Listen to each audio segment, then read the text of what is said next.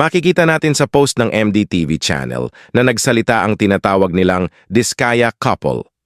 Ayon sa kanila, tila pinalalabas daw na sila ang mastermind o pinakaugat ng isang issue kahit sinasabi nilang hindi naman sila ang may sala.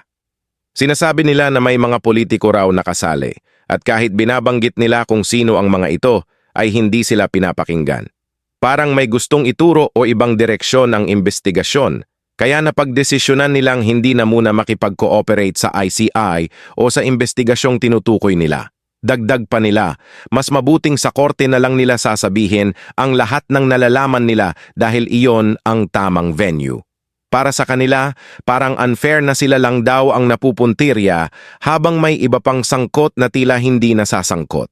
Sa dulo ng post, malinaw nilang sinabi, hindi raw sila magsasabi na wala silang sala, pero gusto nila na lahat ng sangkot ay managot, hindi lang sila ang pinapasan ng sisi. Ang opinyon ko naman dito dapat kasi nakapublic at dapat nakikita ng mga kababayan natin ang pag-iimbestiga para nasusundan ang ugat ng hearing at mga diskarte. Kapag nakatago kasi or private ay magdudulot ito ng paghihinala ng mga maraming kababayan natin.